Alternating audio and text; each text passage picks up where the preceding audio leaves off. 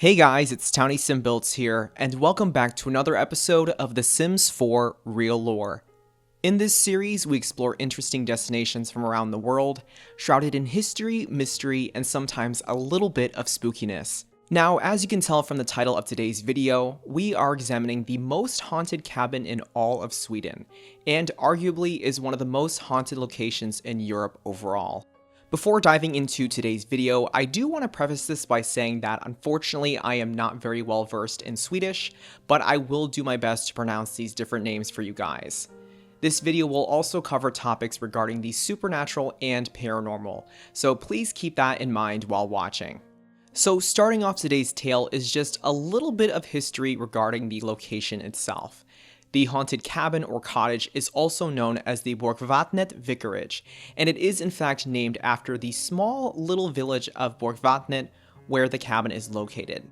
Now, this small village, which is located in the Jämtland province of Sweden, is very small in population.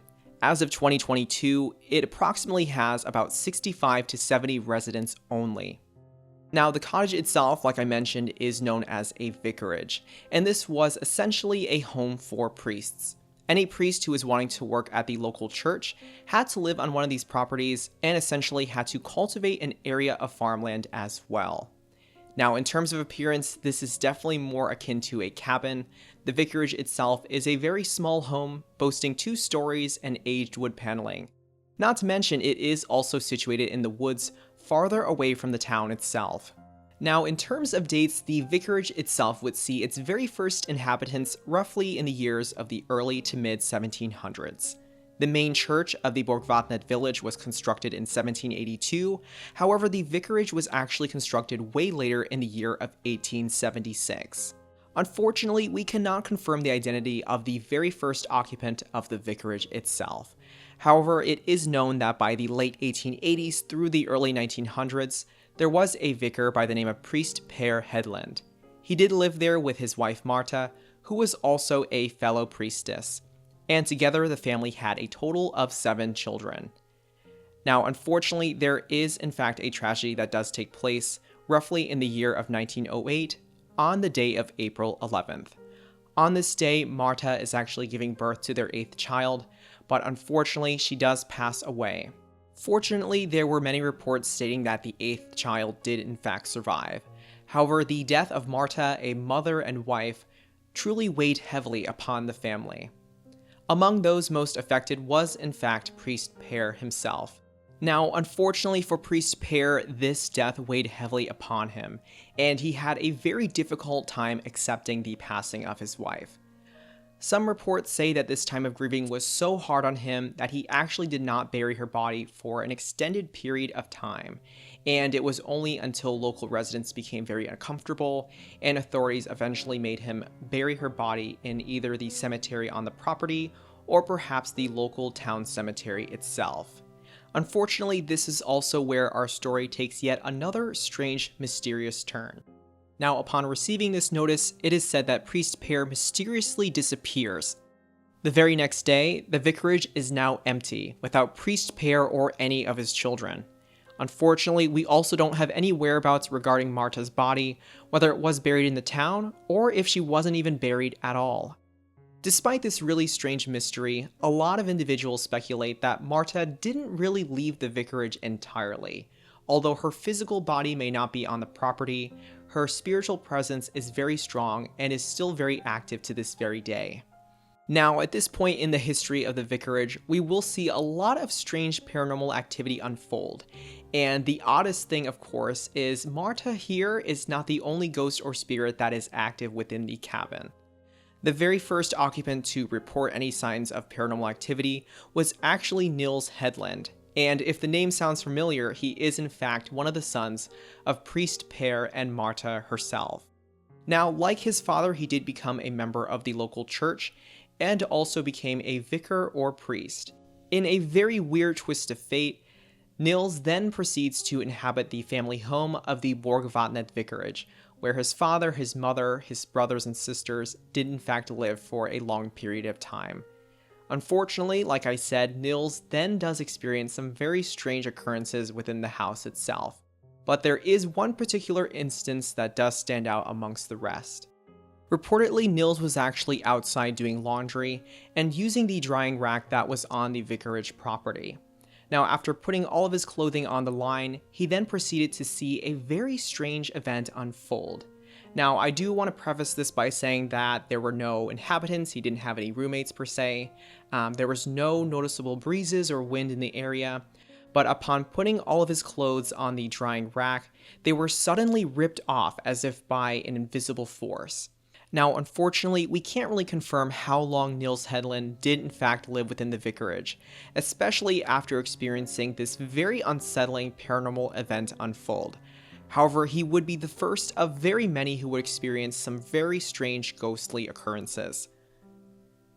Following his residency in the vicarage, there would be a vicar by the name of Rudolf Tungday, who then takes over the property in the year of 1930. Unfortunately, upon Vicar Rudolph's arrival in the cottage itself, the paranormal or ghostly activity only seemed to grow and manifest even further. So much, in fact, that Vicar Rudolph was the very first to encounter the Grey Lady of the Borgvattnet Vicarage. Now, this Grey Lady is very mysterious. We cannot really confirm whether this is the ghost of Marta herself, but she does have a presence in many areas of the house. Based on Vicar Rudolph's reports, it is said that she haunts the main hallway, but also an area known as the Expedition Room, which was the main office for the priests living in the vicarage itself. Despite the multiple encounters and apparitions of the Grey Lady, unfortunately Vicar Rudolph was never able to make contact with her. Every time he attempted to talk to the ghost or follow her throughout the house, she would then disappear without a trace. By the year of roughly 1936, the vicarage would then see new owners inhabiting the cabin itself, which included priest Otto Lindgren and his wife. Now, based on reports, there were no additional inhabitants at this time, nor did the couple have any children. Unfortunately for this couple, the ghostly activity does start to escalate and change in a very strange way. The same Grey Lady that Vicar Rudolph first encountered unfortunately does not make its appearance with this couple, but instead there are several strange occurrences that do happen. These include several footsteps heard throughout the house, along with the opening and closing of doors as if an invisible person was actually navigating the cottage. At one point, Mrs. Lindgren also experiences music coming from the kitchen, and this does occur one night while her husband is away from the house. Upon investigating, upon going into the kitchen itself, there is no person there, there is no source for the music, and this just makes things even creepier and more unsettling. Fast forwarding approximately 5 years in the year of 1941, there would be yet another strange paranormal occurrence. A woman by the name of Inga Floden was actually a secretary to the church and was staying within the vicarage one night during her travels. Unfortunately, Inga is awoken by a very odd and very unsettling apparition of 3 different ghost ladies, in fact. Now, during this encounter, Inga actually noted several interesting details regarding these 3 different lady ghosts. All of the ghosts appeared to be very sad, perhaps even crying. However, each of the ladies was actually adorned in a different color. One of the ladies, curiously enough, was dressed in a gray outfit, much like the Grey Lady seen previously in the vicarage itself. The other 2, respectively, were adorned in black and purple garments. Now, in terms of how they were posed, she claimed that 2 of the women seemed to have their hands resting on their hips, while the others seemed to be knitting, as if working on a piece of clothing or fabric. Thankfully, based on Inga's reports of the incident, she wasn't exactly too frightened by the ladies, but it certainly was an experience that caught her off guard in the middle of the night. Fast forwarding to the year of 1945, the vicarage does see its true final occupant. Its final owner, a man by the name of priest Erik Lindgren, is actually the man that is most heavily associated with the paranormal activity occurring in the cabin itself. Now, much unlike his predecessors, priest Erik would actually keep a journal. Within the journal, he would actually document all of the ghostly and paranormal phenomenon he would be experiencing, and would essentially keep track of this on a day-to-day basis. Now, funny enough, there are reports that state that, unfortunately, priest Erik had so many experiences that he eventually gave up on keeping track of them, but eventually would share his experiences with the public. Unfortunately for priest Erik, upon entering the house, the paranormal activity almost began immediately. Now, I do want to preface this by saying that the vicarage at this time had no other occupants, and any furniture that may have been there from previous owners was absolutely not there at all. So essentially, Priest Erik moved into this house with it being completely empty. With that said, on the very first day of him moving in, there were already some very strange occurrences. Based on his reports, Priest Erik was actually exploring the very first floor of the house when he heard some very eerie noises coming from upstairs. Reportedly, it sounded like someone was moving heavy furniture across the room. But lo and behold, upon investigating the second floor, the rooms were completely barren. Now, if this wasn't already creepy enough, Priest Erik would actually experience something even more unsettling, and this would entail a certain rocking chair that he actually brought into the vicarage itself. The rocking chair is actually located in the main living room / dining room, and this is in fact where this very haunting experience takes place. Now, based on his personal account, Priest Erik was alone in the house. He was in fact in the living room / dining room using this one rocking chair. While trying to enjoy a good book, he is actually suddenly thrown off the chair in a violent motion, and obviously there is no one else in the house. This definitely startles him, and he tries to get back on the chair itself, but strangely enough, there is a weird barrier or energy that is preventing him from sitting back into the chair. Reportedly, he says he tries to get back into the chair only to be thrown off once more, and creepily enough proceeds to see the rocking chair moving on its own with no further force or nobody else in the house whatsoever. Now, for a period of 2 years, Priest Erik continues to record all of these strange occurrences within his journal. But ultimately, in the year of 1947, his story goes public. During a meeting with fellow priests in December of 1947, Priest Erik actually shares a lot of his ghostly and paranormal experiences. Now, reportedly, there was a journalist that was also in the room, or at least in close proximity, who did in fact hear a lot of Erik's experiences. Now, fortunately, this journalist was also associated with the local Swedish newspaper known as the Österlen-Posten, who would then proceed to publish a full-on article with Erik's experiences included. Now, as a few further notes, I do want to say that this article gained a lot of attention. The Borgvattnet Vicarage became a sensation. It was a very haunted location, and throughout the nation, throughout the world, this news spread very fast.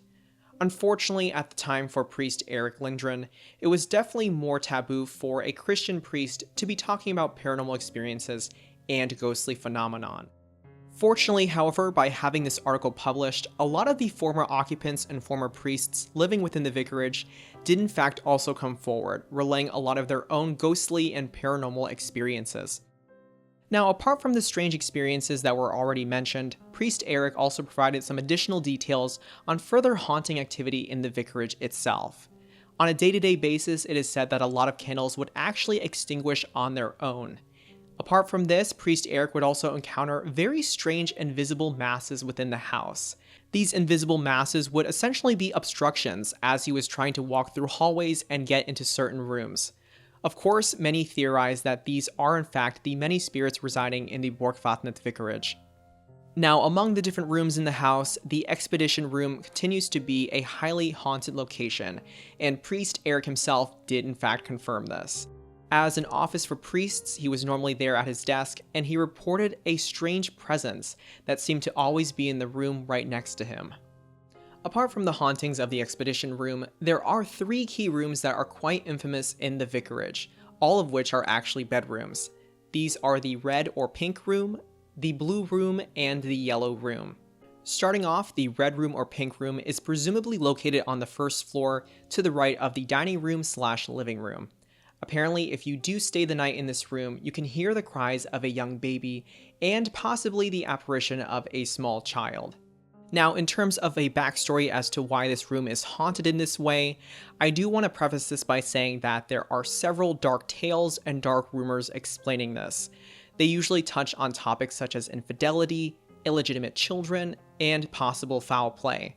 Fortunately, these are just rumors. There is no clear validation for these stories, but please use discretion if you do wish to do further research on this particular room. The next room, which is the blue room, is presumed to be located on the second floor of the property, and this is where a lot of the eerie sounds of furniture did in fact originate.